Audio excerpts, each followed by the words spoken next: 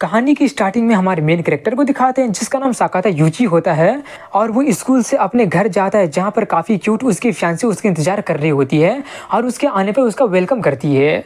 अपने क्लासमेट के साथ में उसका मैरिज लाइफ का शुरुआत कैसे हो गया वो जानने के लिए हमें बस थोड़ा सा पीछे जाना पड़ेगा।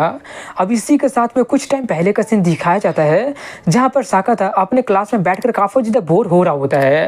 तभी उसका दोस्त कुराई मासाहारू जो कि 5 सालों से उसका क्लासमेट होता है वो आकर उसे अचानक गुदगुदी करने लगता है। मगर साकाता वैसा रिएक्ट नहीं करता जैसे वो सोच के बैठा था, क्योंकि साकाता किसी दूसरी सोच में खोया होता है। और वो ये होता है कि स्कूल आने से पहले ही उसके डैड उससे कॉल करके बताए होते हैं कि वो पूरे साल के लिए दूसरी जगह पर रहने के लिए जा रहे हैं और वो अपने क्लाइंट की बेटी से यूची का यानी कि साकाता यूची का रिश्ता को पक्का कर दिए हैं और उसे उसी लड़की के यानी कि अपने फियांसे के साथ में अब रहना पड़ेगा। यूची 2 चीज़ों को लेकर काफ़ी ज़्यादा परेशान होता है। पहला होता है कि उसके डैड का डिवोर्स हो गया होता है जिससे यूची का शादी पर विश्वास उठ गया होता है, और दूसरा ये होता है कि जब वो अपने जूनियर हाई के 3rd ईयर में था तब उसके साथ में कुछ हो गया था, इसलिए वो लड़कियों से दूर भागते रहता है। यही सब सोच सोचकर वो काफ़ी ज़्यादा परेशान हो रहा होता है। मगर तभी उसका दोस्त मासा उससे कहता है कि 5 साल तो मैंने लगता है कि काफ़ी ज़्यादा अमेजिंग है। अगर 5 साल तक मैं किसी लड़की के साथ होता तो ज़रूर हमारे बीच में कुछ सस्पिशियस होने लगता ना। यूची कहता है कि लड़की हो या फिर लड़का हो मुझे कोई फ़र्क नहीं पड़ने वाला है। मासा कहता है कम ऑन यार, अपने चांस को बर्बाद मत करो। एनीवे उसका मतलब ये होता है कि मैं निहारा को अभी डेट कर रहा होता है। यूची उससे कहता है कि वो अभी यहीं पर है और हमारी बातें भी सुन सकती है। वहीं पर निहारा मोमोनो को दिखाते हैं जो कि क्लास की काफ़ी खूबसूरत लड़की होती है। वो यूची को देखकर विंक करती है। वो देखकर यूची जल्दी से दूसरी तरफ में देखते हुए सोचता है कि मैं उसे स्टैंड नहीं कर सकता हूँ, मैं 3D लड़कियों से जितना चाहे उतना दूर रहना चाहता हूँ। यही सब सोचते सोचते उसकी नज़र एक दूसरी प्लेन लुकिंग लड़की पर चली जाती है जो कि एक चोटी बांधी होती है, चश्मा पहनी होती है और नर्ड बनकर किताबें पढ़ रही होती है। उसे देखकर यूची सोचने लगा होता है कि वो लड़की कौन है, वो शायद अपने आप को इंट्रोड्यूस की थी ना। ये सोचकर वो मासा से उसके बारे में पूछ लेता है, मगर मासा भी काफ़ी ज़्यादा हैरानी से कहता है कि ये काफ़ी अजीब बात है, मैं भी उसे नहीं जानता हूँ। ये सुनकर वो सोचता है कि प्लेन लुकिंग गर्ल है, कितना अच्छा है, बिल्कुल ऐसे ही एडोलेसेंट लाइफ में जीना चाहता हूँ, मैं ऐसे शांति भरा लाइफ हर एक दिन जीना चाहता था। अब यहाँ पर उसके पास्ट के बारे में पता चलता है कि क्या हुआ था। जब वो अपने जूनियर हाई के 3rd ईयर में था तब वो काफ़ी ज़्यादा इंथुजियास्टिक और काफ़ी ज़्यादा खुश मिजाज और जोली टाइप का बंदा हुआ करता था। वो अपने आप को सभी का सेंटर ऑफ अटेंशन समझा करता था। वो भी सभी लोगों से आराम से बात कर लिया करता था। लेकिन एक दिन स्कूल के बाद में वो सभी लोग ऐसे मजाक करते हुए जा रहे थे और यूची अकेले में एक लड़की से कन्फेस कर देता है कि hey do you want to go out with me. मगर वो लड़की यूची को पोलाइटली मना कर देती है। उस रिजेक्शन के बाद में यूची उसके बारे में ज़्यादा कुछ नहीं सोचा था। यूची सच में बस यही विश किया था कि बस यही हुआ होता। लेकिन इसके अगले ही दिन में वो लड़की सभी लोगों को उसका फील्ड कन्फेशन के बारे में बता देती है और सभी लोग उसका काफ़ी ज़्यादा मजाक उड़ाना शुरू कर देते हैं। और वही वो वक्त था जब उससे ये हिट हुआ था और तब से वो पहले के जैसा चेयरी पर्सन नहीं रहा। अब इसी के साथ में स्कूल का छुट्टी हो जाता है और यूची काफ़ी ज़्यादा बोर होते हुए अपने घर नहीं जाने के बारे में सोच रहा होता है, क्योंकि घर में उसकी सो कॉल्ड फैंसी उसका इंतजार कर रही होगी। यही सब सोचते सोचते वो एक गेम का कैरेक्टर जिसका नाम यूना होता है उसका कीचेन निकाल कर देखते हुए कहने लगा होता है, अरे यार ये कितनी क्यूट है। Love idol dream iris stage ये एक तरह का ब्राउजर गेम तरह का गेम है। उनमें काफ़ी सारा फुल्ली वॉइस्ड कैरेक्टर होता है और वो लोग काफ़ी सारा शो रेडियो पर उनके वॉइस एक्ट्रेस के साथ में होल्ड करते रहते हैं। जब यूची इस गेम से हुक हो गया था तब वो अपने आप को सबसे अलग करके अपने रूम में सेट करके अपने आप को उस रिजेक्शन से रिकवर करने लगा था और वो इस गेम कैरेक्टर यानी कि यूना को लेकर काफ़ी ज़्यादा पगला गया था। और जब वो उसे गांचा से बाहर निकाला था तब तक वो और ज़्यादा पगला गया था। यूची उस कैरेक्टर से बिल्कुल विविच हो गया है। उसका एक्सप्रेशन, वाइब, उसका आवाज़, वो सब यूची को उससे शादी करने का मन बनवा दिया है। अपने उस इंसिडेंट के बाद में वो 3D लड़कियों के प्यार में पड़ने से उसे थोड़ा सा काफ़ी ज़्यादा डर लगने लगा है। चाहे वो उन्हें कितना ही क्यों ना चाह ले, वो तो उनका असली फीलिंग्स को नहीं जान पाएगा ना, क्योंकि ये कोई गेम तो है नहीं। यूची उन्हें हर्ट कर सकता है या फिर वो यूची को हर्ट कर सकती है। अगर यूची को उन फीलिंग से सच में डील करना भी पड़ता है तो वो उन फीलिंग को यूना के लिए यूज करने के लिए कुछ भी करने को तैयार है, क्योंकि उसके अनुसार 2D गर्ल्स तुम्हें कभी भी बिट्रे नहीं करेगी। यूची उस यूना कैरेक्टर को वेडिंग का ड्रेस में इमेजिन करके काफ़ी ज़्यादा खुश होकर वहाँ जा रहा होता है। मगर तभी उसकी नज़र उसी प्लेन लुकिंग लड़की पर चली जाती है जो कि यूकी पेड़ पर से एक लेटर को निकालने की कोशिश कर रही होती है, मगर उसका लेटर काफ़ी ज़्यादा ऊपर में फंसा होता है, इसलिए वो उसे निकाल नहीं पा रही होती है। वो देखकर यूची जाकर उसका हेल्प करते हुए वो लेटर निकालकर उसे दे देता है और वो सोचता है कि मैं सच में 3D लड़कियों के झमेले में नहीं पढ़ना चाहता हूँ। वहीं पर वो लड़की उस लेटर को लेकर थैंक्स बोलते हुए कहती है कि ये मेरे लिए सच में काफ़ी ज़्यादा इंपॉर्टेंट है। उसका ब्यूटी को देखकर यूची पता नहीं क्यों बस एक पल के लिए स्टंट रह जाता है और उसे उस गेम का एक सीन याद आ जाता है, मगर जल्दी ही वो अपने होश में आकर कहता कोई बात नहीं, ये बोलकर वो वहाँ से जाने लगता है और जाते हुए अपने मन ही मन कह रहा होता है कि अच्छा कि यूना-चान यहाँ पे नहीं है, मैं अपने बात से मुकर कर 3D लड़कियों की तरफ नहीं जाऊँगा। यही सब सोचते सोचते वो अपने घर पहुँच जाता है, जहाँ पर वो लड़की भी उसके साथ साथ वहीं पर चली जाती है, जिससे वो थोड़ा-सा कन्फ्यूज़ होते हुए पूछते हैं कि तुम मुझे फ़ॉलो क्यों कर रही हो? वो लड़की कहते है कि मैं भी यही पूछ सकती हूँ कि तुम मुझे फ़ॉलो क्यों कर रहे हो? यूची कहता है क्योंकि ये मेरा घर है। तभी उसकी बहन नायु दरवाज़ा खोलकर उससे कहती है कि तुम काफ़ी ज़्यादा लेट हो गए हो। ये बोलकर उसकी नज़र वही यूना वाला किचन पर चली जाती है, जिससे देखकर नायु थोड़ी-सी अननॉय हो जाती है और अपना असहमति जताने लगती है। जो सुनकर वो भी उस पर चिल्लाने लगता है कि यूना-चान तो पूरा ह्यूमैनिटी का होप है और इसी के साथ में वो दोनों भाई-बहन फिर से अपना आर्गुमेंट करना शुरू कर देते हैं। तो वहीं पर इससे वो लड़की अपने आप को एक काफ़ी ज़्यादा ऑकवर्ड पोजीशन में पाती है, मगर यूची के मुँह से आइरिस गेम के यूना के बारे में सुनकर वो उसके बारे में पूछ लेती है। यूची उसका जवाब तुरंत देते हुए कहता हाँ, मैं उससे बहुत ज़्यादा प्यार करता हूँ। ये सुनकर वो लड़की थोड़ी सी खुश होकर उसे थैंक्स कहती है। यूची थोड़ा सा कन्फ्यूज होते हुए उससे कहता है कि तुम मुझे थैंक यू क्यों बोल रही हो? वो लड़की कहता है क्योंकि यूमी यूना मैं ही हूँ। ये सुनकर यूची थोड़ा सा शॉक्ड होते हुए सोचता है कि ये क्या बोल रही है। ये सोचकर वो उससे पूछती है कहीं तुम्हारा नाम और सरनेम सेम तो नहीं है ना? वो कहती है नहीं, मेरा असली नाम वाताना युका है।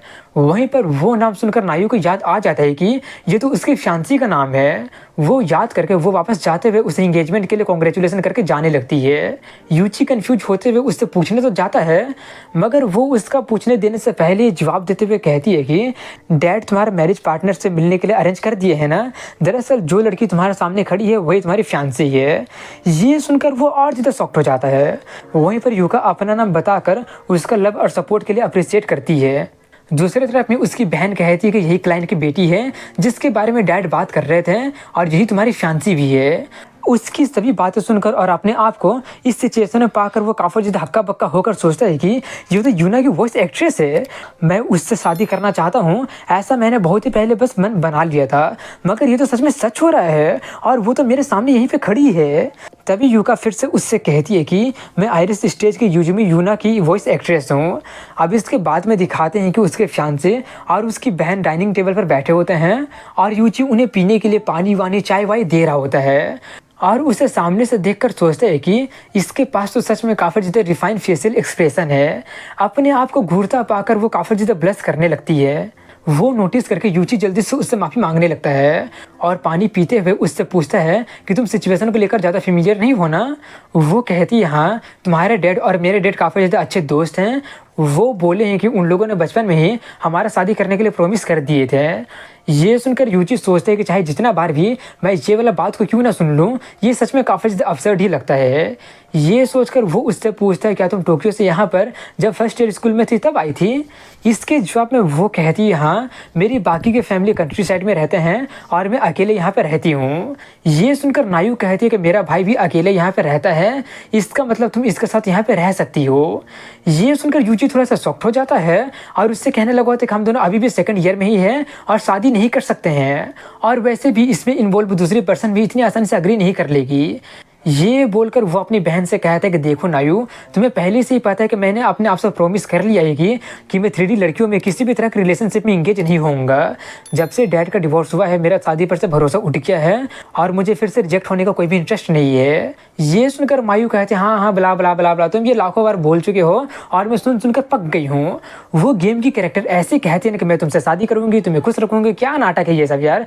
ये सुनकर यूची थोड़ा सा कड़े शब्दों में कहता है कि वो कोई कैरेक्टर नहीं है, उसका नाम नाम यूना चान है। ये सुनकर मायू भी थोड़ी सी गुस्से में उठते हुए कहती है कि सपनों की दुनिया में जीना बंद करो और ये सब नाटक करना भी बंद कर दो, और हाँ जो भी हो कम से कम जाकर अपने वाइफ के साथ एंजॉय करो। यूची थोड़ा सा कंफ्यूज होते हुए पूछते हैं कि तुम इतना ज़्यादा गुस्सा क्यों हो रही हो, मगर वो इसका कोई भी जवाब ना देकर वहाँ से जाते हुए उन्हें आखिरी दम तक एक साथ रहने के लिए कॉन्ग्रेचुलेसन करके चली जाती है वहाँ से। उसके जाने के बाद में वो दोनों अकेले वहाँ पर होते हैं और वहाँ पे सिर्फ घड़ी का टिक टिक सुनाई दे रहा होता है, जिससे उनके बीच में काफ़ी ज़्यादा ऑकवर्ड माहौल बन गया होता है।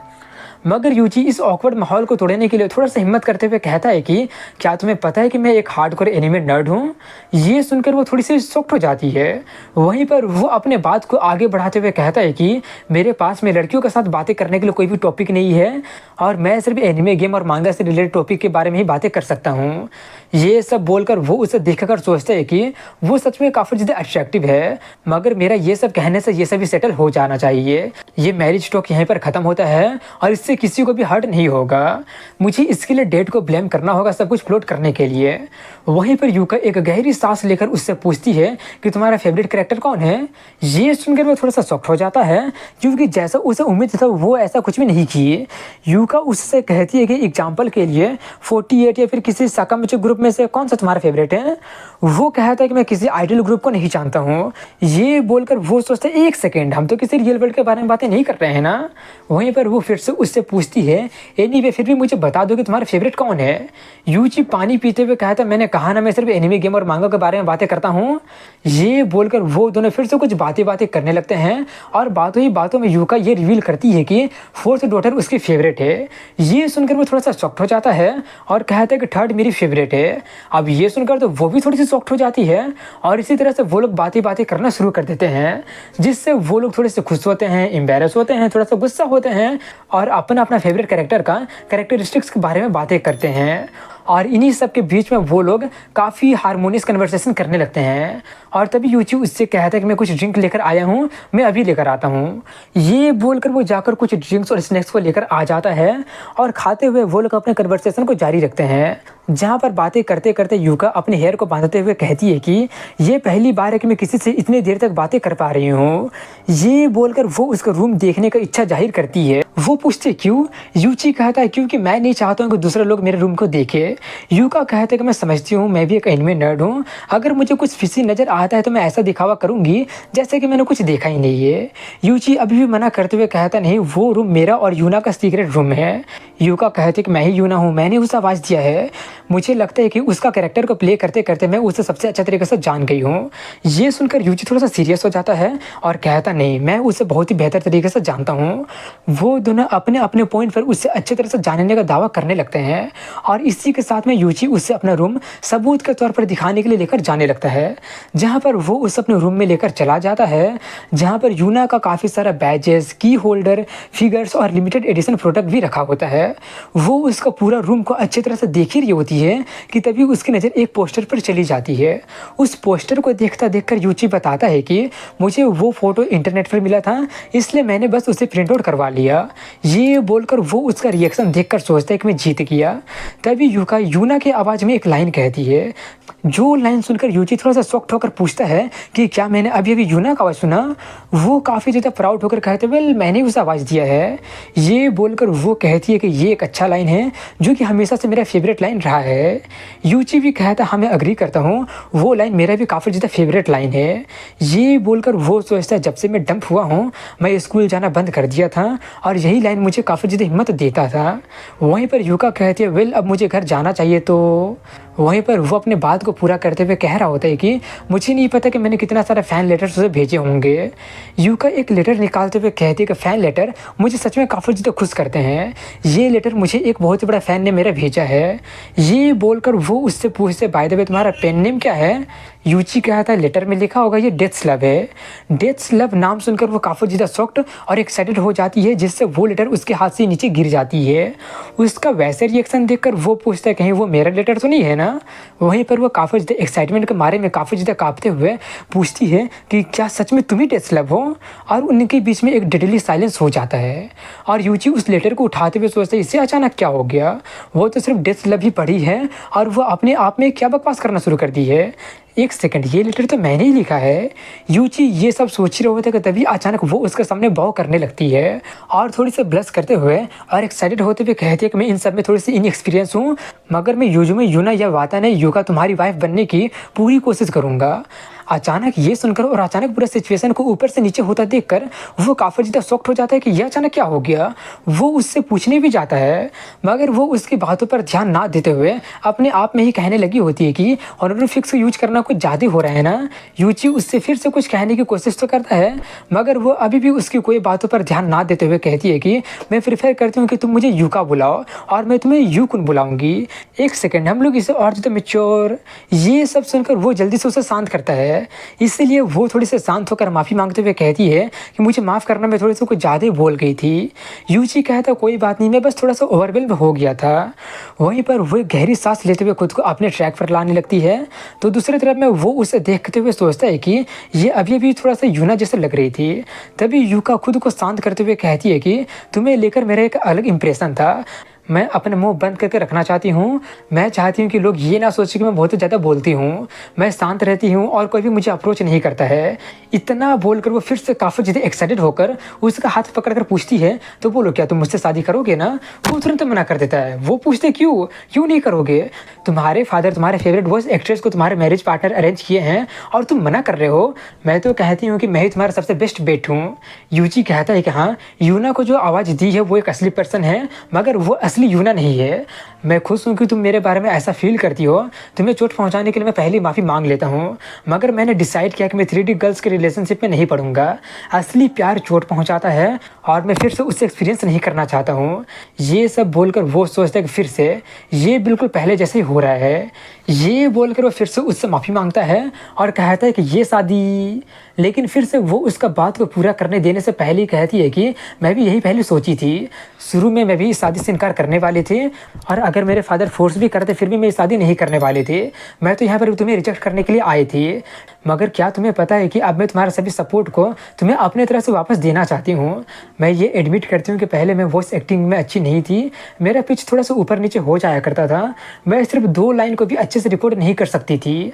इसलिए जब भी मैं डाउन फील किया करती थी, मैं तुम्हारे भेजा वो लेटर को आकर पढ़ लिया करती थी, और वो लेटर मुझे और कोई नहीं बल्कि मेरा फ़ैन डेथ लव ने लिखा था। तुम्हारे काइंड वर्ड के कारण मैं अपने आप को और आगे पुश कर सकी, चाहे जितने मुश्किलें क्यों नहीं आ जाती थी। जब भी मैं रोती थी या मुझे डांट पड़ती थी, मैं उस लेटर को आकर पढ़ लिया करती थी।